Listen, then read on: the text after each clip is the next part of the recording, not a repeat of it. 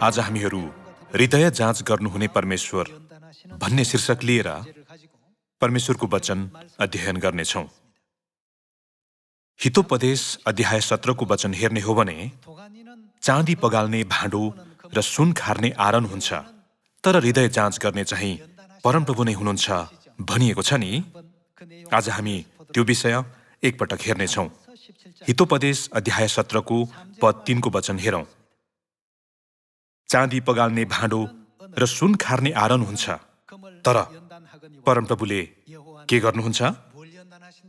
हृदय जाँच गर्ने चाहिँ परमप्रभु नै हुनुहुन्छ।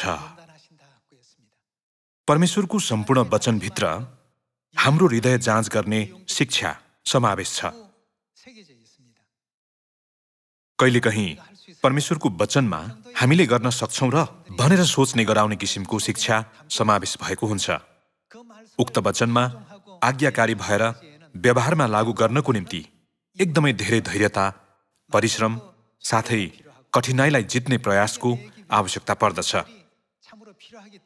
त्यसैले बाइबलमा चाँदी पगाल्ने भाँडो र सुन खार्ने आरन हुन्छ, तर हृदय जाँच गर्ने चाहिँ परमप्रभु नै हुनुहुन्छ भनिएको हो। परमेश्वरले हाम्रो हृदयलाई जाँच्नुहुने र खार्नुहुने कुरा एउटा दृश्य मार्फत देखाइदिनु भएको छ।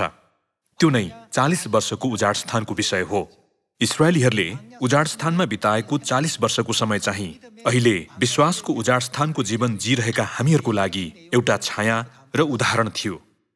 त्यसो भए परमेश्वरले त्यो समयमा के कुरा जाँच्न र खार्नको निम्ति इस्राएलीहरूलाई उजाड स्थानमा 40 वर्ष बिताउन लगाउनु भएको होला? प्रत्येक समयमा परमेश्वरले तिनीहरूको हृदय जाँच्न र खार्न खोज्नुभयो। तिनीहरूको हृदय जाँच गर्नुहुँदा परमेश्वरले तिनीहरूलाई कस्तो वातावरणमा राख्नुभयो त? कसैले आफ्नो कमजोर शरीरलाई बलियो बनाउनको निम्ति निकै कडा तालिम लिने गर्छन्। तिनीहरूले अन्य मानिसहरूको जस्तै गरी जीवन जिए भने आफूले चाहेको कुरा हासिल गर्न नसक्ने भएकोले आफूले आफूलाई कडा तालिम दिने गर्छन्।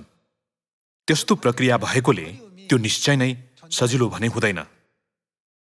सामान्यतया मानिसहरूले गरौँ भारी बोक्ने गर्दैनन्, तर आफ्नो मांसपेशी र शक्ति बढाउन चाहने मानिसहरूले चाहिँ हरेक दिन गरौँ कुरा बोक्ने अथवा गरौँ कुरा बोकेर उठबस गर्ने गर्छन्।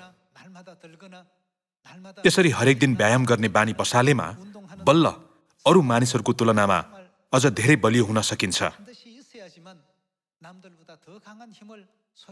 तसर्थ परमेश्वरले सधैँ हाम्रो हृदय जाँच्न र खार्नको निम्ति हामीलाई के दिनेछु भन्नुभएको छ त? परमेश्वरको राज्यमा प्रवेश गर्नको निम्ति हामी अनिवार्य कस्तो प्रक्रियाबाट गुज्रिनुपर्छ भनेर प्रेरितको पुस्तकमा लेखिएको छ त? धेरै कष्ट सहनुपर्छ। यदि हामी परमेश्वरमा विश्वास गर्छौं भने हाम्रो लागि सहज बाटो फराकिलो गरी खोलिनुपर्छ नि, होइन र? तर येशूज्यूले पनि के भन्नुभयो त? मलाई पछ्याउने हो भने आफ्नो के उठाएर पछि लाग भन्नुभयो? क्रुस उठाएर। यदि हामी परमेश्वरलाई विश्वास गर्छौं र परमेश्वरको बाटो पछ्याउन चाहन्छौं भने हामीले अनिवार्य आफ्नो क्रुस आफै बोक्नुपर्छ। यसको अर्थ नै हामीले कष्टको बाटो हिँड्नुपर्छ भन्ने कुरा होइन र? त्यसो भए परमेश्वरले हामीलाई किन कष्ट दिनुहुने होला? कसैले यसरी सोच्न सक्छन्, हामीले परमेश्वरलाई विश्वास गर्ने भएकोले धेरै पैसा कमाउनु पर्ने, परमेश्वरलाई विश्वास गर्ने भएकोले विद्यालयमा राम्रो अङ्क प्राप्त गर्नुपर्ने, अनि परमेश्वरलाई विश्वास गर्ने भएकोले हाम्रो परिवार पनि समृद्ध हुनुपर्ने। तर त्यसो होइन। परमेश्वरलाई विश्वास गरे तापनि हामीले कहिलेकहीँ कठिनाई र विभिन्न अनपेक्षित परिस्थितिहरूको सामना गर्नुपर्ने हुन्छ। परमेश्वरलाई विश्वास गर्दा गर्दै पनि किन यस्तो भएको होला भनेर हामीले सोच्न सक्छौं। यसको पछाडि पनि कारण छ। बाइबलमा चाँदी पगाल्ने भाँडो र सुन खार्ने आरन हुन्छ, तर हृदय जाँच गर्ने चाहिँ परमप्रभु नै हुनुहुन्छ भनिएको छ। यदि हामीलाई सधैँ राम्रो अवस्था मात्र दिइयो भने के हामीले कहिल्यै खारिने अवसर पाउँछौं होला त? परमेश्वरले हामीलाई कठिन परिस्थितिमा राख्नु भएर हाम्रो हृदय जाँच्नुहुन्छ र खार्नुहुन्छ, अनि त्यो परिस्थितिलाई हामीले कसरी जित्छौं भन्ने कुरा पनि हेर्नुहुन्छ। यसबाहेक परमेश्वरले त्यस्तो परिस्थितिबाट स्वर्गीय सन्तानहरूलाई चुन्नुहुन्छ। दाउदका बुबाका दाउद शहीद गरेर 8 जना छोराहरू भए तापनि परमेश्वरले मैले पहिलो छोरा एलियाबलाई चुनेको होइन, दोस्रो छोरा पनि होइन, तेस्रो छोरा पनि होइन भन्नुभयो। साउल राजाको सट्टामा इस्रायलको दोस्रो राजा छनौट गर्न जाँदा शमूएलको दृष्टिकोणमा यिशैका छोराहरू निकै हट्टाकट्टा, रूपवान र तगडा देखिएका थिए। तर परमेश्वरले यो पनि होइन, त्यो पनि होइन भन्नुभएर सबैलाई अस्वीकार गर्नुभयो।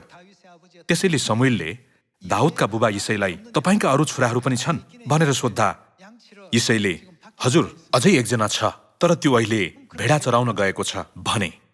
तब शमूएलले भने त्यसलाई बोलाऊ। यसरी दाउदलाई घरमा ल्याइयो। शमूएलले दाउदलाई तिनका दाजुहरूसँग तुलना गरी हेर्दा तिनी कलिलो अनुहार भएको भर्खरको ठिटो थिए, जबकि तिनका दाजुहरू भने एकदमै हट्टाकट्टा र रूपवान देखिन्थे। शमूएलले यिशैका जेठा छोरालाई देख्दा परमेश्वरले चुन्नुभएको व्यक्ति यिनी नै होलान् भनी सोचेका थिए। तर परमेश्वरले म मानिसले झैं हेर्दिन, मानिसले रूप हेरेर विचार गर्छ, तर म परमप्रभुले हृदयभित्र हेरेर विचार गर्छु भन्नुभयो। बाहिरी स्वरूप र हृदय कहिलेकाहीँ उस्तै जस्तो देखिन पनि सक्छ, तर अक्सर त्यो फरक हुन्छ। त्यसैले परमेश्वरले दाउदको मन हेर्नु भएर तिनको विश्वासलाई उत्कृष्ट ठान्नु भएकोले शमूएललाई दाउदलाई तेलले अभिषेक गर्न भन्नुभयो।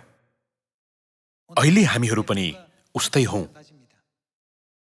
हामीले पनि हाम्रो बाहिरी स्वरूप जस्तो भए पनि परमेश्वरको दृष्टिकोणमा के हाम्रो हृदय दाउदको जस्तै ग्रहणयोग्य छ होला त? के हामी दाउद जस्तै योग्य ठहरिने स्थानमा खडा छौं त भनेर सोच्नुपर्छ। सन् 1913मा अमेरिकामा पोलियाना शीर्षक रहेको उपन्यास प्रकाशित भएको थियो। यो उपन्यासमा पोलियाना नाम गरेकी एकजना बालिका थिइन्। यी बालिकाले आफ्नो जीवनको हरेक परिस्थितिमा खुसी हुन सकिने कुराको खोजी गर्ने, खुसीको खेल भन्ने खेल खेलेर आफ्नो जीवन बिताउने गर्थिन्। उक्त उपन्यासको पात्र रहेकी पोलियाना चाहिँ सकारात्मकको पर्याय हुन्। उदाहरणको लागि उक्त उपन्यासमा कठिन परिस्थितिका कारण ती बालिका भुइँगलमा बस्नुपर्ने हुन्छ। त्यसबेला पोलियानाले कठै बिचारा म, अरू सबैको कोठा कति ठुल्ठुलो छ र प्रत्येक कोठामा ठुलो बिस्तरा पनि छ, तर म चाहिँ पर्दा पनि नभएको जीर्ण भुइँगलमा बस्नु परेको छ भनेर गुनासो पोख्न पनि सक्थिन्। तर पोलियानाले चाहिँ सधैँ हरेक परिस्थितिमा खुसी हुने कुराको मात्र खोजी गर्ने गर्थिन्। तिनले जस्तो सुकै अवस्थामा पनि खुसी हुन सकिने कारण भेट्टाउँथिन्। यसरी तिनले त्यस्तो अवस्थामा पनि खुसी हुन सकिने कारण भेट्टाइन्। मेरो कोठा पर्दा नभएको भुइँगल भएकोले मैले खुला आकाश अझ मज्जाले हेर्न पाउने भएँ। तिनले खुसीको खेल मार्फत खुसी हुने कुराहरू खोजिरहन्थिन्। त्यसै गरी कुनै एक दिन तिनी घर ढिला आएकीले बेलुकीको खाना खान ढिला भयो। सबै कुरा सकिसकेकोले एक टुक्रा रोटी बाहेक अरू केही थिएन।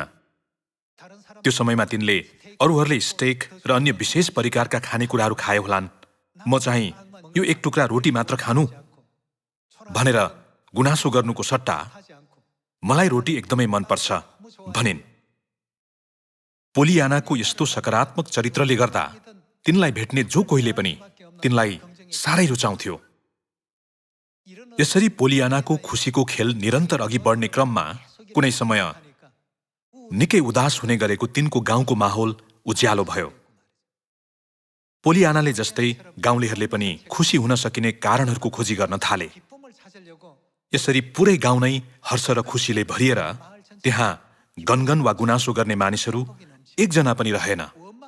यो खुसीको खेलमा सहभागी हुने व्यक्ति, चाहे त्यो बच्चा होस् या त वयस्क, सबैले आफ्नो जीवनमा खुसी हुने कारणहरू खोज्न थाले।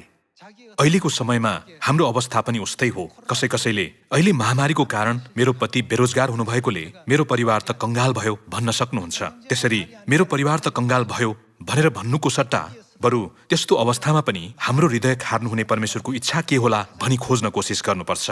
हाम्रा साँचो पिता र माता परमेश्वरलाई भेट्ने गराइदिनु भएका परमेश्वरप्रति म एकदमै कृतज्ञ छु भनेर भन्नुपर्छ। हामीले अन्त्यमा हामीलाई आशिष र खुसी दिन चाहनुहुने परमेश्वरको इच्छा खोज्न जरुरी छ।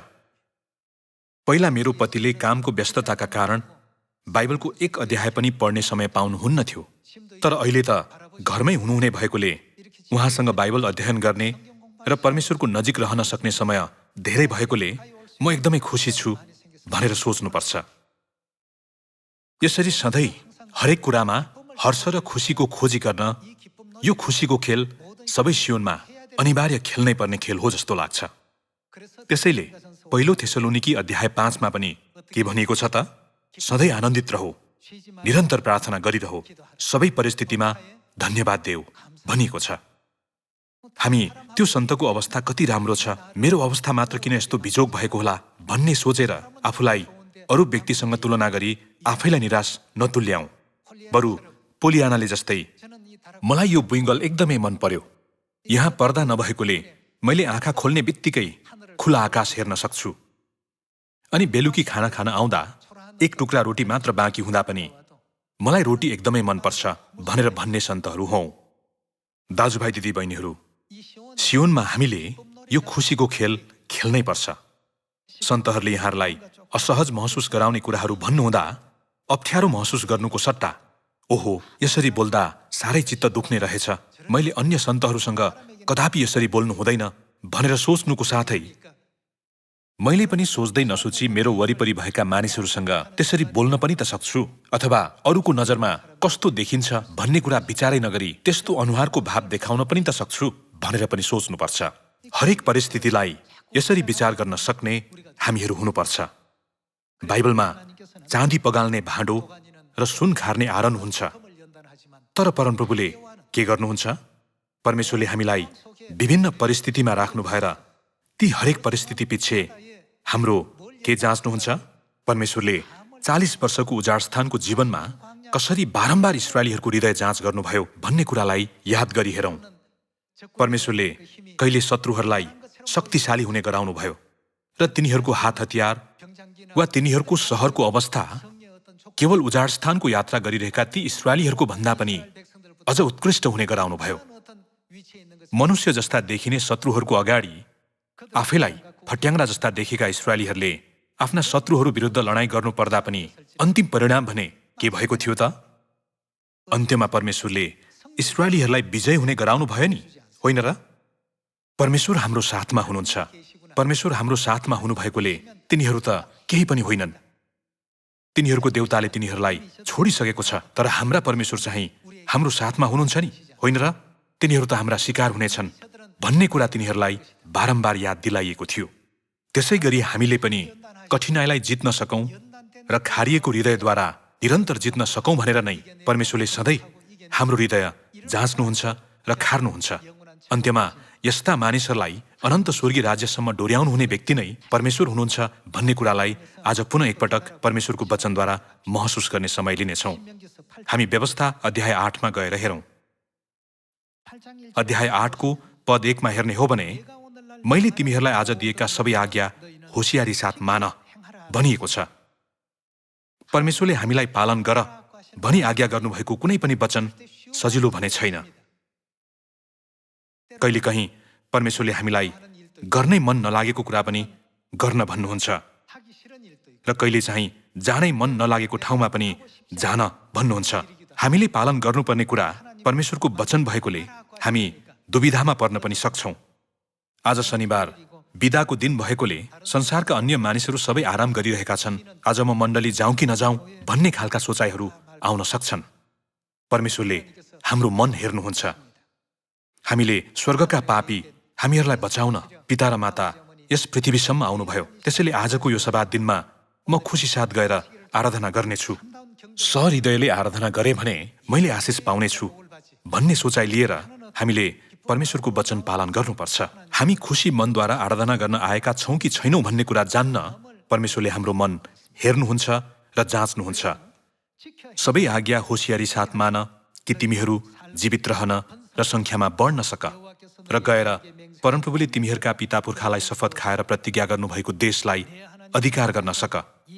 तिमीहरूलाई दिन तुल्याउन जाँच गर्न र उहाँका आज्ञा मान्ने हृदय छ कि छैन भनी के गर्नलाई? जान्नलाई। परमेश्वरले हाम्रो हृदय जाँच्नु भएर के गर्नुहुन्छ?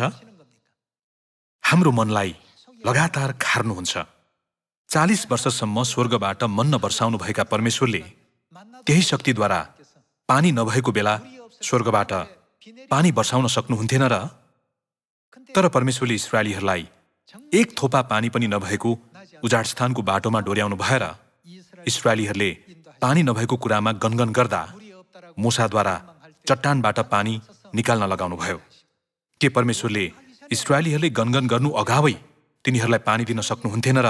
इस्राएलीहरूले बिताएको उजाड स्थानको 40 वर्षको जीवनलाई हेर्दै पछि परमेश्वरले सबै कुरा जान्नुहुने भएकोले इस्राएलीहरूले गनगन गर्नु अगावै तिनीहरूले चाहेको सबै थोक जुटाइदिनु भएको भए सायद तिनीहरूले कहिल्यै गनगन गर्ने थिएनन्। परमेश्वरले किन त्यसो नगर्नु भएको होला भनेर म सोच्ने गर्छु। त्यसको कारण के थियो त? चाँदी पगाल्न भाँडो प्रयोग गरिन्छ र सुन खार्न चाहिँ आरन प्रयोग गरिन्छ। त्यसो भए परमेश्वरले चाहिँ हरेक परिस्थितिमा के जाँच्नुहुन्छ त? हामीसँग परमेश्वर हुनुहुन्न र?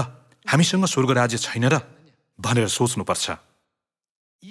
हरेक क्षण हाम्रो विश्वास जाँच गर्नुको पछाडि समावेश परमेश्वरको गहिरो इच्छा नै अन्ततः हामीलाई महिमित स्वर्ग राज्यमा अनन्त जीवन र आशिष दिनु हो।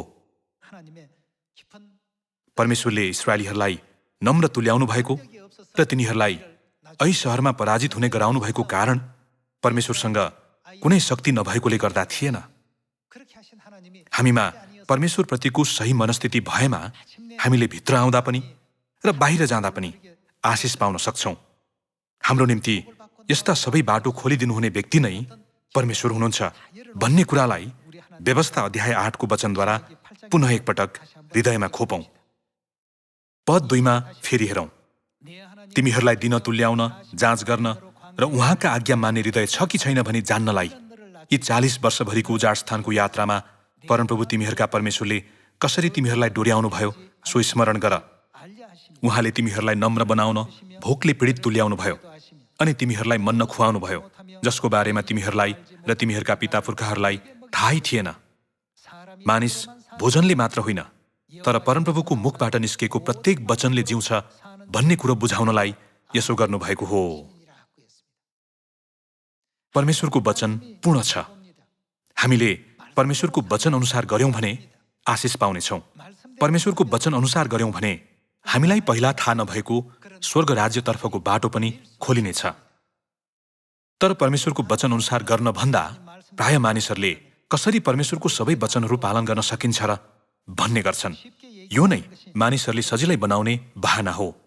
लगातार पद 4 को वचन हेरौं। ती 40 वर्षसम्म तिमीहरूका जिउको लुगा फाटेन र तिमीहरूका खुट्टा सुनिएनन्। तिमीहरूले यो जान कि मान्छेले आफ्नो छोरालाई ताडना दिए झैं परमप्रभु तिमीहरूका परमेश्वरले तिमीहरूलाई ताडना दिनुहुन्छ। परमप्रभु तिमीहरूका परमेश्वरका मार्गमा हिँडेर र उहाँको भय मानेर उहाँका आज्ञाहरू के गर? पालन गर। हामीले जस्तो सुकै परिस्थितिमा पनि परमेश्वरको आज्ञा पालन गर्नुपर्छ। परमेश्वरले अब्राहमलाई 100 वर्षको उमेरमा जन्मेको तेरो एकमात्र छोरो इसहाकलाई बलि गर भन्नुहुँदा अब्राहमको मन कस्तो भएको थियो होला? मैले इसहाकलाई सधैँभरिको लागि आफूसँग राख्नै नपाउने हो भने परमेश्वरले मलाई इसहाक किन दिनुभएको त? मबाट लैजानु नै थियो भने 100 वर्षको उमेरमा मलाई किन छोरा दिनुभएको? मेरो छोरा 2 जना नभएर त्यो 1 जना मात्र हो भनेर तिनले यसरी गनगन गर्न पनि सक्थे। तिनको मनमा असल विचार र खराब विचार बीच भिडन्त भएको थियो होला। तर अब्राहमको विश्वास एकदमै दृढ थियो। तिनले म तेरो छोरा मार्फत तेरो सन्तान आकाशका ताराहरू जत्तिकै वृद्धि हुने गराउँछु भन्नुभएका परमेश्वरको प्रतिज्ञामाथि दृढ विश्वास गरेका थिए। इसहाक बिना तिनको कुनै सन्तान नहुने भए तापनि तिनको मन कति पनि डगमगिएन। यदि मैले इसहाकलाई बलि गर भन्नुभएका परमेश्वरको वचन पालन गरेँ भने परमेश्वरले मेरो छोरालाई फेरि जीवित पार्नु भएर भए पनि मेरो सन्तान वृद्धि हुने गराउनुहुन्छ भनेर तिनले सोचेका थिए। अब्राहममा परमेश्वरको प्रतिज्ञामाथि दृढ विश्वास भएकोले परमेश्वरले तिनलाई विश्वासका पुर्खा भन्ने एक विशेष दर्जा पनि दिनुभयो। साथै परमेश्वरले तँलाई आशिष दिनेहरूलाई म आशिष दिनेछु र तँलाई शराब दिनेहरूलाई शराब दिनेछु भन्नुभएर तिनलाई आशिष दिनुभयो। विगतमा विश्वासका पुर्खाहरूले हिँडेको मार्गलाई एक एक गरी फर्केर हेर्ने हो भने यस्ता विभिन्न मार्गहरूद्वारा हाम्रो हृदय जाँच्नु हुने व्यक्ति नै परमेश्वर हुनुहुन्छ भन्ने कुरा हामीले महसुस गर्न सक्छौं। उजाड स्थानमा 40 वर्षसम्म इस्राएलीहरूको हृदय जाँच्नु र खार्नु भएर अन्त्यमा परमेश्वरले तिनीहरूलाई कहाँ लैजानुभयो त? परमेश्वरले तिनीहरूलाई कनानको भूमिमा लैजानुभयो। त्यसै गरी परमेश्वरले हामीलाई कहाँ लान चाहनु भएकोले यो विश्वासको उजाड स्थानमा बारम्बार हाम्रो हृदय जाँच्नु हुने र खार्नु हुने होला त? अनन्त स्वर्गीय राज्य होइन र? यहाँहरू स्वर्ग जान चाहनुहुन्छ नि? यहाँहरू पनि जान चाहनुहुन्छ र म पनि जान चाहन्छु। हामी सबैजना लगायत सम्पूर्ण मानव जातिहरू जानै पर्ने ठाउँ नै स्वर्गीय राज्य हो। हामी स्वर्गीय राज्यमा जिउन सकौं भनेर नै परमेश्वरले हामीलाई उहाँका आज्ञाहरू दिनुभएको हो। हामीले आफ्नो इच्छा अनुसार गरेर जीवन बिताएको भए तापनि उहाँका सन्तान भएका हामीहरूलाई त्यस्ता कुनै आज्ञाहरू नदिनु भई सजिलै स्वर्गमा जाने गराउनु भएको भए कति राम्रो हुन्थ्यो भन्ने सोचाइ हामीमा आउन पनि सक्छ। तर परमेश्वरले हाम्रो जीवनमा हरेक परिस्थिति र हरेक सेकेन्ड मध्यस्थ गर्नुहुन्छ। उहाँले हाम्रो शिरको केस समेत गन्ती गर्नुहुन्छ। परमेश्वरले हामीलाई विभिन्न परिस्थितिमा राख्नु भएर बारम्बार हाम्रो हृदय हेर्नुहुन्छ र जाँच्नुहुन्छ। यो संसारमा लाखौं किसिमका परिस्थितिहरूको अनुभव गर्नु परे तापनि हामीले पनि पोलियानाले जस्तै त्यसभित्र खुसी हुन सकिने कुराहरूको खोजी गर्नुपर्छ। परमेश्वरले हामीलाई कहिले कठिन अवस्थामा राख्नुहुन्छ त कहिले भोको अवस्थामा र कहिले चाहिँ तिर्खाएको अवस्थामा पनि राख्नुहुन्छ। त्यस्तो अवस्थामा पनि हामीले खुसी हुन सकिने कुरा के होला भनी खोज्नुपर्छ। इस्राएलीहरूले मिश्र देशको तुलनामा कोर्रा खानु नपर्ने, सतावट पाउनु नपर्ने, कामदारहरूको गाली खानु नपर्ने वा गर्नै नचाहेको गाह्रो काम पनि गर्नु नपर्ने कति राम्रो ठाउँमा परमेश्वरले हामीलाई डोर्याउनु भएको छ नि, होइन र भनेर सोच्नु पर्थ्यो। यदि पोलियाना उजाड स्थानमा भएकी भए तिनी एक बालिका नै भए पनि तिनले यसरी नै सोच्ने थिइन्, हाम्रो सियोन यस्तो हुनुपर्छ। पहिलो थेसलोनिकी अध्याय 5 को पद 12 को वचन हेरौं। तर भाइ हो, हामी तिमीहरूलाई आग्रहपूर्वक बिन्ती गर्दछौं कि तिमीहरूका माझमा परिश्रम गर्नेहरू जो प्रभुमा अगुवाहरू हुन् र तिमीहरूलाई चेतावनी दिन्छन् तिनको आदर गर र तिनीहरूका कामको खातिर तिनीहरूलाई प्रेम साथ अति उच्च आदर गर। तिमीहरू आपसमा के गर? मेल मिलापमा बस। यो परमेश्वरको वचन हो। परमेश्वरले हामीलाई मेल मिलापमा बस भनी भन्नुभएको छ। तर हामीले आपसमा मेल मिलापमा रहन कठिन हुने त्यस्ता वातावरण वा कुनै विपक्षी व्यक्तिको सामना गर्न पनि सक्छौं। यदि आपसमा मेलमिलापमा बस्नको लागि सबै कुरा राम्रो भएको भए परमेश्वरले हामीलाई त्यसो गर भनी भन्न कुनै आवश्यकै थिएन। पद 14 मा, भाइ हो, हामी तिमीहरूलाई अर्ती दिन्छौं कि अल्छीहरूलाई चेतावनी देऊ, हरेस खानेहरूलाई दिलासा देऊ, कमजोरीहरूलाई मद्दत गर, ती सबैसँग सहनशीलता देखाऊ। याद राख, कसैले खराबीको बदलामा खराबी नगरोस्, तर एउटाले अर्को र सबैसँग सधैँ भलाइ गर्ने चेष्टा गर। सधैँ के रहो? आनन्दित रहो। हामी सबैजना सियोनमा खुसीको खोजी गर्ने, खुसीको खेल खेल्न सक्ने हौं। परमेश्वरले हामीलाई सधैँ आनन्दित रहो भन्नुहुँदा त्यो राम्रो, कठिन वा दुखित अवस्था नै किन नहोस्, हामीले ती हरेक अवस्थामा सधैँ खुसी हुने कुराको खोजी गर्नुपर्छ। कुनै एकजना व्यक्तिले खुसीको खेल खेल्न सुरु गर्यो भने उसको वरिपरिको वातावरण सबै परिवर्तन हुनेछ। वरिपरिको वातावरण परिवर्तन भयो भने पुरै देश नै परिवर्तन हुनेछ, अन्ततः पुरै विश्व नै परिवर्तन हुनेछ। यसरी सबै परिस्थिति भन्नुको अर्थ धन्यवाद दिनुपर्ने कुराको लागि मात्र धन्यवाद दिने होइन कि धन्यवाद दिने कुरा खोज्नै गाह्रो हुने परिस्थिति वा वातावरणमा राखिँदा पनि धन्यवाद दिनुपर्ने कुराको खोजी गर्नुपर्छ भन्ने कुरा हो। यो कसको इच्छा हो त? पद 18 मा हेर्ने हो भने, सबै परिस्थितिमा धन्यवाद देऊ किनकि ख्रीष्ट येशूमा तिमीहरूका लागि परमेश्वरको इच्छा यही हो।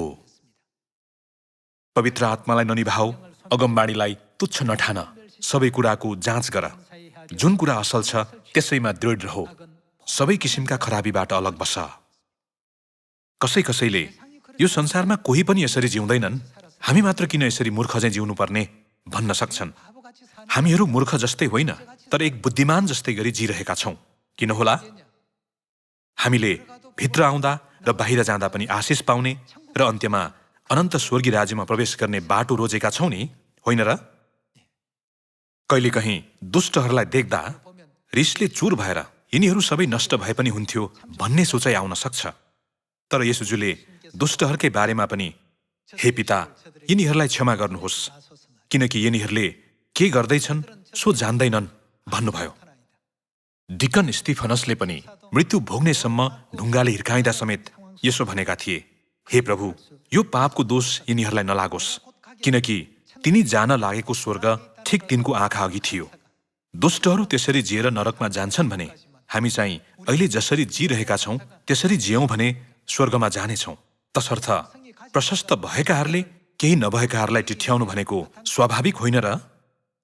तिनीहरू आफूसँग सबै कुरा छ भनी ठान्छन्, तर वास्तवमा तिनीहरूसँग केही पनि हुँदैन। हामीसँग त तिनीहरूसँग भन्दा पनि धेरै छ नि, होइन र? त्यसैले परमेश्वरले सधैँ आनन्दित रहो, यो नै मेरो इच्छा हो, पिताको इच्छा हो भन्नुभयो। हामीमा सबै परिस्थितिमा धन्यवाद दिने मन छ कि छैन भनी हेर्न परमेश्वरले हाम्रो वरिपरि अप्रत्याशित र अप्रिय घटनाहरू घट्ने गराउनुहुन्छ। अन्य मानिसहरूसँग यो त्यो विभिन्न कुराहरू भएकोले तिनीहरू खुसी साथ जे झैँ देखिए तापनि वास्तवमा आत्मिक दृष्टिकोणबाट हेर्दा तिनीहरू अति नै दयनीय मानिसहरू हुन्। त्यसको ठिक विपरीत हामीले आत्मिक कुराहरू देख्न सकौँ भनेर हाम्रा परमेश्वरले हाम्रा आँखा खोलिदिनुभयो अनि ती कुराहरू सुन्ने र बुझ्ने गराउनुभयो। साथै परमेश्वरले हामीलाई प्रत्येक सबात दिनमा स्वर्गीय आशिष जम्मा गर्दै समय बिताउने अनुमति पनि दिनुभयो। तर तिनीहरूले आफ्नो पुरै जीवन नष्ट भएर जाने थोकमा खर्चिरहेका छन्। तिनीहरू कति दयनीय छन्। त्यसैले परमेश्वरले सधैँ आनन्दित रहो, अहिले म तिमीहरूको हृदय जाँचिरहेको छु भन्नुभयो। साथै सबै परिस्थितिमा धन्यवाद देऊ। कठिन अवस्थामा छँदा सधैँ प्रार्थना गर, मसँग कुराकानी गर, यो नै तिमीहरूका निम्ति परमेश्वरको इच्छा हो भन्नुभयो। परमेश्वर हाम्रा बुबा आमा हुनुभएकाले हामी साँच्चै आशिषित छौँ। हाम्रा पिता र माता साँच्चै क्षमाशील, धैर्यवान र उदार हुनुहुन्छ। अहिलेको यो क्षणमा पनि हाम्रा पिता र माताको रूपमा परमेश्वर हाम्रो साथमा हुनुहुन्छ। हामीहरू स्वर्गमा पाप गरेर आएका पापीहरू नै भए तापनि पिता र माताले हामीलाई घृणा गर्नु भएन। उल्टै स्वर्गको त्यो महिमित सिंहासनलाई पछि राख्नु भएर आफ्नो महिमित शरीरलाई पार्थिव शरीरको पालमा लुकाउनु भई तल्लो मानिसको रूपमा यस पृथ्वीमा आउनुभयो। पिताले क्रुसमा आफ्नो अनमोल रगत समेत बगाउनुभयो र माताले मानिसले जस्तै जन्म, बुढ्यौलीपन, रोग र मृत्यु जस्ता सबै कठिनाइहरू सहनुहुँदै अहिलेको यो क्षणसम्म पनि सियोनका सन्तानहरूको हेरचाह गरिरहनु भएको छ। हामी प्राय हाम्रा शारीरिक बुबा आमाको हेरचाह गर्न हेलचेक्राइ गर्ने गर्छौँ। त्यसै गरी यस पृथ्वीमा व्यस्त जीवन जिरहेका हामीहरूले हाम्रा आत्मिक पिता र माताको विषयमा नसोचेका त्यस्ता समयहरू पनि थुप्रै छन्। सधैँ हाम्रा पिता र माताको भय मान्ने अनुग्रहात्मक विश्वास लिएर अहिले हामी हिँडिरहेको यो बाटोमा कहिलेकाहीँ डाँडा काँडा र खाल्टा खुल्टी भए तापनि यो नै पिता र माताले हाम्रो निम्ति बनाउनु भएको र हामीलाई डोर्याउन चाहनु भएको बाटो भएकोले हामी अन्त्यसम्म इमान्दारितापूर्वक यो बाटोमा हिँड्नेछौँ भनेर भनौँ। परमेश्वरले जो अन्त्यसम्म स्थिर रहन्छ त्यसैको उद्धार हुनेछ भन्नुभए जस्तै अन्त्यसम्म धैर्यतापूर्वक यो बाटोमा हिँड्ने यहाँहरू हुनुहुनेछ भनी आशा गर्दछु। हाम्रा पिता र माता भइदिनुभएका स्वर्गीय पिता र स्वर्गीय मातालाई पुनः एकपटक धन्यवाद, महिमा र प्रशंसा चढाउँदछु। आजको वचनद्वारा प्रशस्त अनुग्रह प्राप्त गर्नुभयो भन्ने आशा गर्दै प्रवचन समाप्त गर्दछु। धन्यवाद।